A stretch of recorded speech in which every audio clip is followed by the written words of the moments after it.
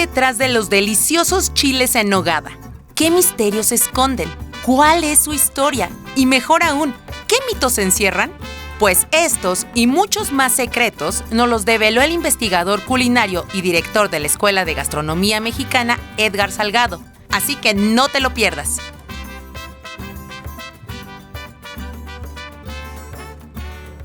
Sí, bueno, el chile en nogada es el platillo emblemático de la independencia de México, ¿no? Por muchas razones, por muchas leyendas, pero culinariamente hablando es un tradicional chile relleno con la particularidad de que va relleno de un picadillo frutal y que se baña con esta salsa de nuez que se llama nogada y se adorna con granada y perejil. Estos tres colores, el blanco de la nogada, el rojo de la granada y el verde del perejil, pues son simbólicos de lo que hoy es la bandera de México, pero que por la leyenda que ahorita platicamos, pues son los colores que representaba la bandera del ejército trigarante al finalizar la independencia, que tenían verde, blanco y rojo. Y así, pues toda esta temporada de finales de julio hasta septiembre, con este ánimo independentista, pues prácticamente pues todos los restaurantes, toda la gente tiene este platillo como el favorito.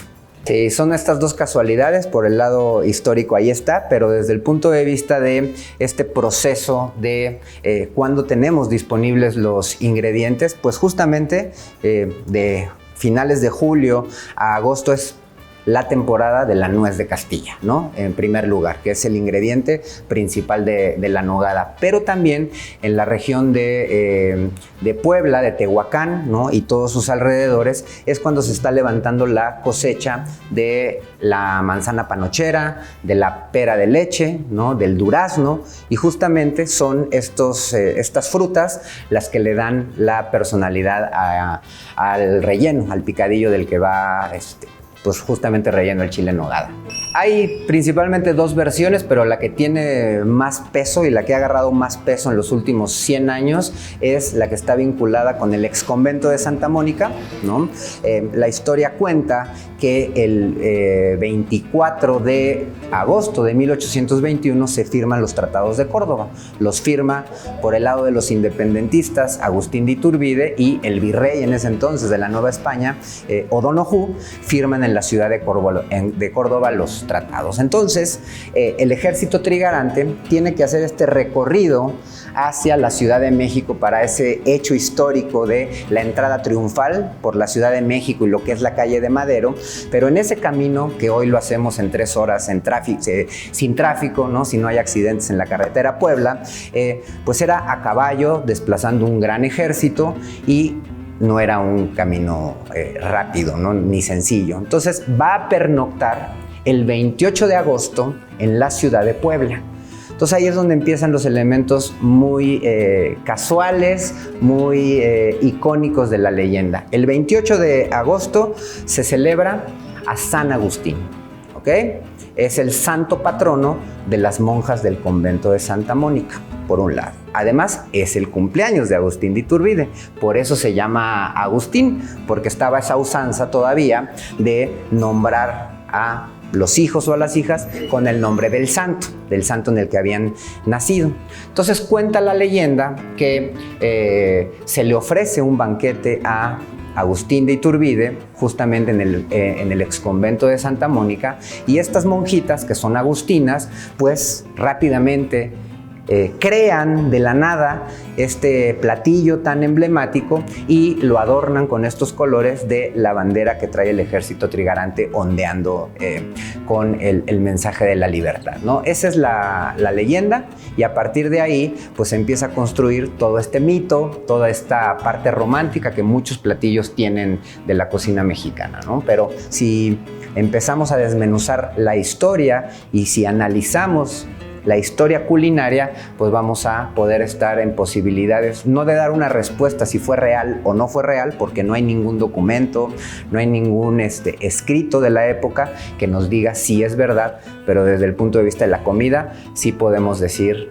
¿crearon realmente las monjas este platillo? Aquí es donde ya empezamos con los datos históricos de investigación más interesantes. Si diseccionamos el chile en nogada en sus elementos, vamos a tener picadillos, vamos a tener chiles rellenos, que si van capeados o no van capeados, que esa es otra parte del debate de cada año, de que se pelea todo el mundo, incluso los poblanos. Tenemos la nogada y tenemos el adorno. Si diseccionamos, como te decía, pues vamos a encontrar estos picadillos dulzones, los vamos a encontrar documentados incluso desde el siglo XVII, es decir, que ya existían este tipo de picadillos.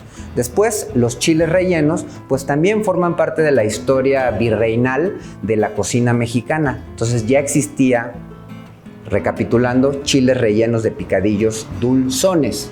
Y las nogadas, también nosotros tenemos documentadas las nogadas desde el siglo XII, en un manuscrito sefardí que forma parte de la cultura de los judíos sefardíes, justamente, que ya preparaban salsas de nuez. Entonces, con toda esa influencia que brinca a Europa y que a su vez nos llega esta manera de preparar nueces a México vía los españoles, pues tenemos desde manuscritos muy antiguos del siglo XVII y del siglo XVIII ya diferentes tipos de nogadas. ¿Por qué se llama nogada? Porque el árbol que da el fruto de la nuez se llama nogal, ¿no?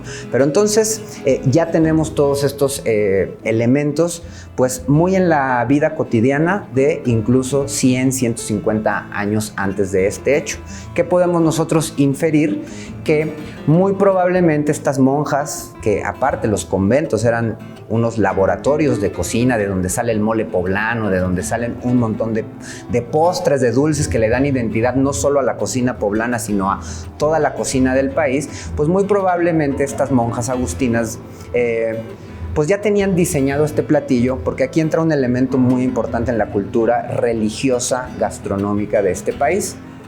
Cuando son las fiestas patronales, es la fiesta más importante de un convento. Y normalmente se tiene un platillo especial para agasajar a los invitados especiales, sobre todo a los benefactores, porque los conventos no viven de vender rompope, sino necesitan donaciones. Entonces, muy probablemente ya tenían este plato confeccionado y se les sirvió algo muy similar al chile en nogada. Ahora viene un aspecto muy interesante, el tema del adorno independentista. Ahora viene la parte del adorno. Encontramos también en un recetario específicamente del siglo XVIII una receta de una nogada que va adornada ya con granos de granada. Entonces, tampoco es una novedad, ¿no?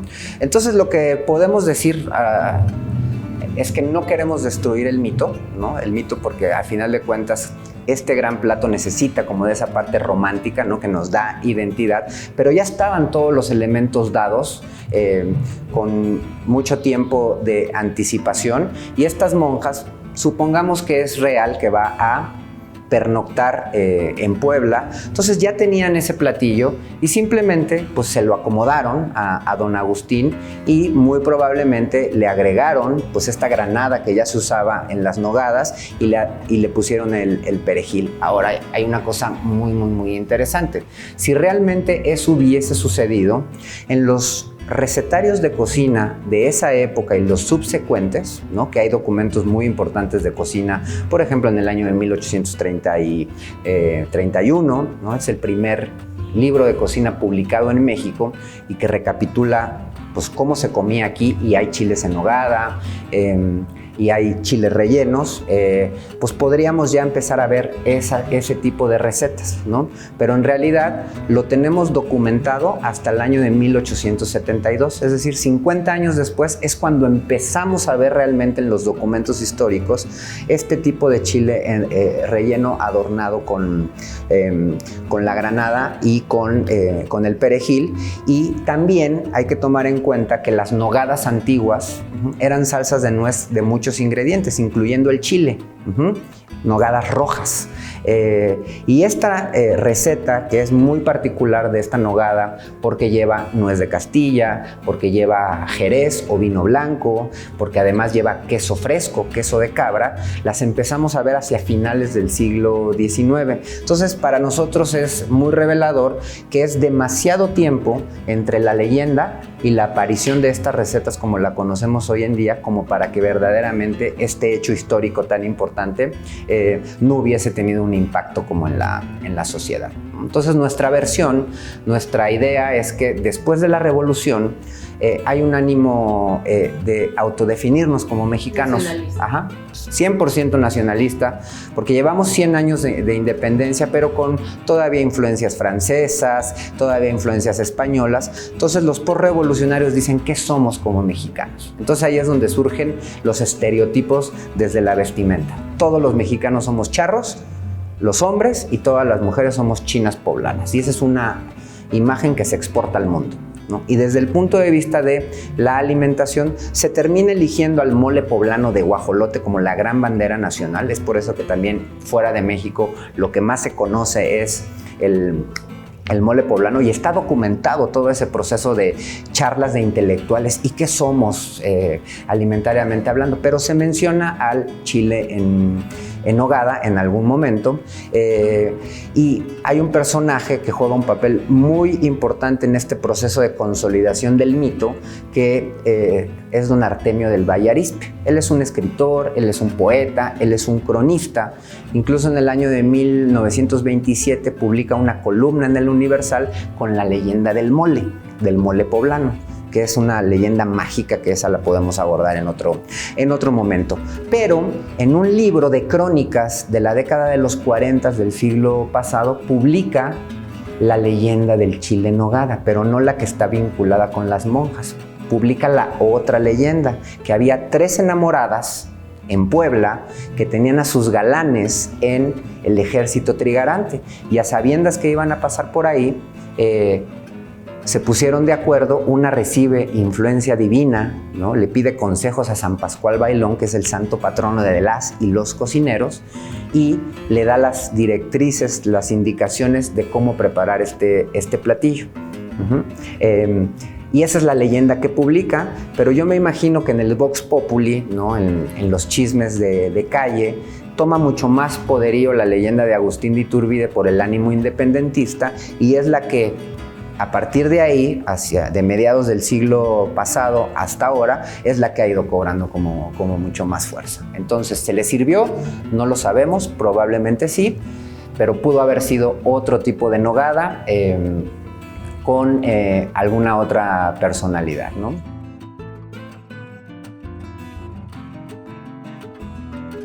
En recetarios lo vemos en la década de los 30, después de este ánimo postrevolucionario y de identidad, viene un proceso histórico en la cocina que se llama la recetomanía, que es como la publicación masiva de recetarios, ¿no? Salen las grandes cocineras a publicar todo su conocimiento. Ahí hay personajes muy importantes como María de Cavia Marichú, está Mercedes de la Parra y la gran maestra Josefina Velázquez de León, y es justamente en estos recetarios, principalmente de Josefina Velázquez de León, donde ya vemos este señorial chile en nogada armado como lo conocemos.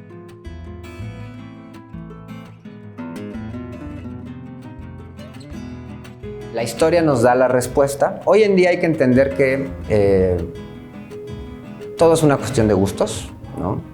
A ti te puede gustar capeado, sin capear, a ti te pueden gustar los insectos, no te pueden gustar. Todo es una cuestión de gustos, y además hay un factor que tiene que ver con cómo han cambiado nuestros hábitos de vida y cómo nos tenemos que cuidar para la salud. Evidentemente, mucha gente ya no puede comer demasiado huevo por algunos padecimientos, o frituras, ¿no? Porque tiene problemas cardiovasculares o de que el colesterol, en fin, ¿no? Y eso también impacta en cómo van evolucionando los platillos a través del tiempo.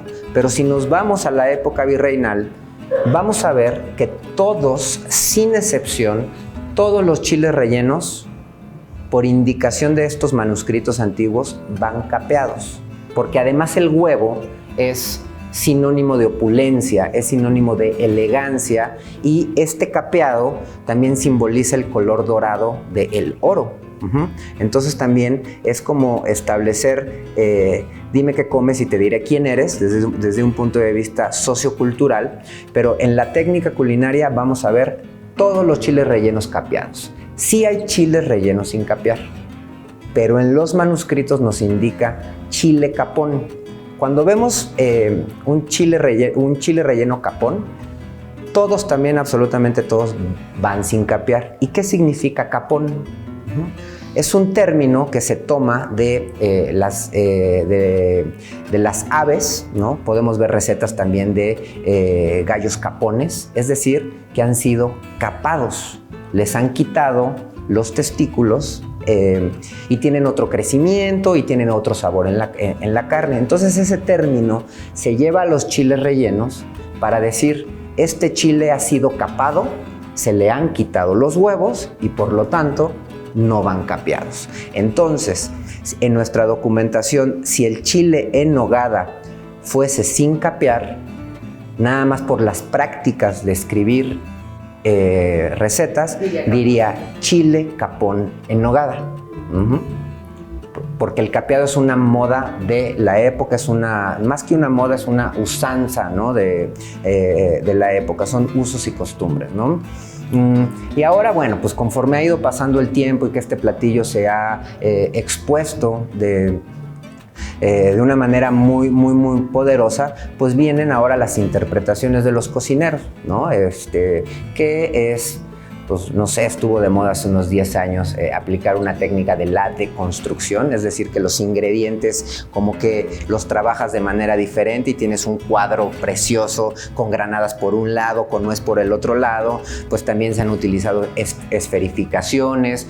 Y hay cocineros también que en los últimos años le han puesto en el relleno foie gras, ¿no? Como para hacerlo más elegante, o han explorado técnicas de envolver el chile, y una de ellas es pues esta técnica del hojaldre, ¿no? Pero la técnica del hojaldre llega a México un poquito más después, en el siglo XIX, ¿no?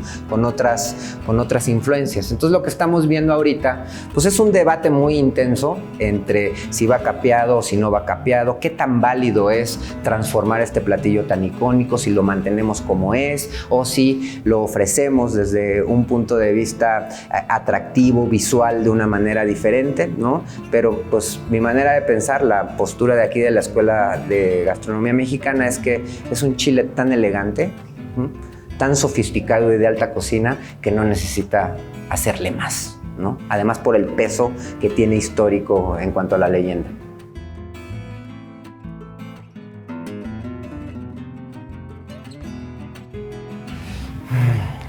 Yo creo que no, y te voy a explicar por qué. Porque también este proceso de exposición del platillo es algo que no veíamos hace 20 años, por ejemplo, ¿no? De alguna manera sí, esta exposición obedece a una moda, ¿no? Y de alguna forma en ese tiempo era un platillo como muy regional, ¿sabes? Como muy de los poblanos, y que aquí en la Ciudad de México lo empezamos a apreciar y a conocer poco a poco en las últimas décadas. Pero tú le preguntabas, incluso aquí a nuestros alumnos que vienen de Nuevo León, de Coahuila, de Baja California, o nos vamos a Chiapas, a Guerrero, ¿conoces el chile en nogada? Y muchos te dicen, no. Y otros te dicen, pues he escuchado medio hablar bien en redes sociales, ¿no?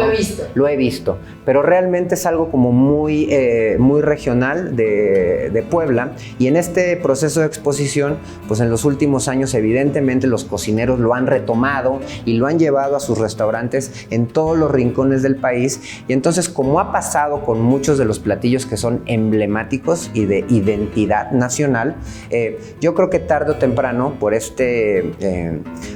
pues por todo este proceso histórico de leyenda, yo creo que se va a convertir en un platillo nacional. No creo ahorita que lo sea todavía.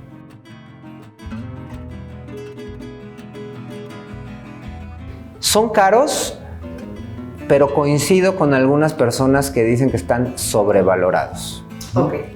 O sea, son caros porque la nuez de Castilla, trabajada como se debe de trabajar, es cara. Tiene un proceso, a veces no le ponemos costo al proceso artesanal que tiene una preparación y decimos, ay, pero es nuez, debe de valer menos, ¿no? Pero realmente la nuez de Castilla fresca, que se le quita primero la corteza dura, ¿no? La cáscara dura, y que luego te queda la nuececita, pero con una pielecita cutícula, esa se le tiene que retirar. No es como que ve al supermercado, compra nuez seca y muélela. Realmente, como debe de ser, es así. Entonces, yo te puedo poner como ejemplo los costos de este año, que esa nuez ya completamente pelada y limpia, 1 kilo cuesta 900 pesos, contra 200 pesos que puedes encontrar en alguna tienda de autoservicio con 1 kilo de nuez seca y sin pelar. Entonces ya hay un impacto en el costo. Además, una nogada bien hecha pues debe de llevar, insisto, buen jerez o buen vino blanco, no el de Tetra Pak que se utiliza para cocinar. Y además debe de llevar queso de cabra o queso fresco de muy buena calidad. Entonces, evidentemente sí es un platillo caro por los ingredientes, pero sí considero que hay algunos restaurantes que ofrecen el chile en 900 pesos, 800 pesos, ¿no? En promedio, creo que un buen chile de calidad debe andar entre los 500 y los 400 pesos, con todas las de la ley. Ahora bien, ahí hay otra cosa. Vamos a encontrar, y eso es lo que la gente utiliza como referencia, oye, pero yo en un restaurante como el Vips o con la señora de la esquina o en restaurante como el Tox o muchos otros, yo me puedo encontrar un chile de 225 pesos o de 190 pesos y además me lo ofrecen con el paquete del día, que es la sopa y agua y a veces hasta el postre, ¿no? ¿Qué pasa ahí? Lo que vamos a encontrar es un chile que es válido, pues, porque creo que parte de este proceso de nacionalización es democratizarlo, pero vamos a encontrar que ya no utilizan nuez de Castilla, sino que van a utilizar la nuez pecana, ¿no? La nuez más habitual, que es la de cerebrito, que así se le llama, ¿no? Y eso en costo ya impacta. No vamos a encontrar un queso de calidad, vamos a encontrar un queso doble crema de marca famosa de los Estados Unidos, ¿no? Muy probablemente no va a tener un buen jerez o no va a tener este toque alcohólico que le da una personalidad y es por eso que se abarata el platillo porque no tiene los ingredientes que tradicionalmente lo hacen ser el chile en nogada, pero sí creo que estamos como en un punto, insisto, en que algunos abusan.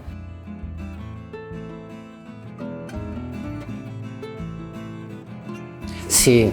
Bueno, respondiendo a tu pregunta, ¿qué deben de cuidar? Pues recapitulando lo que ya hemos dicho, antes de ir a sentarse a un lugar, preguntar con qué nuez está hecho su chile, ¿no? Y si les dicen nuez de Castilla, creo que ya es como una primera garantía, ¿no?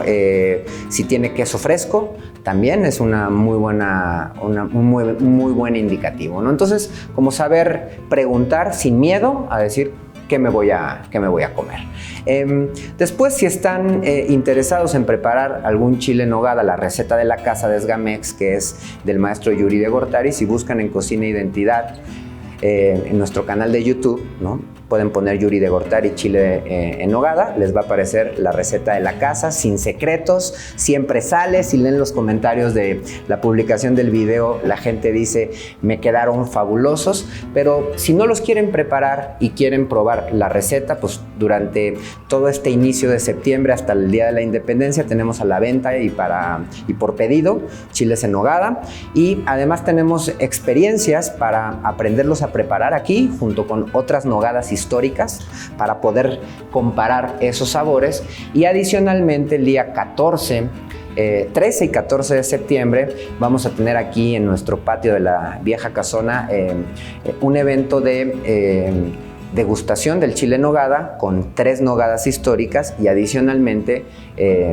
van a tener una charla histórica, ¿no? Es como nuestro concepto de nuestros fundadores, las charlas históricas con degustación. Entonces conocerán la historia, apreciarán los sabores y se la pasarán muy bien.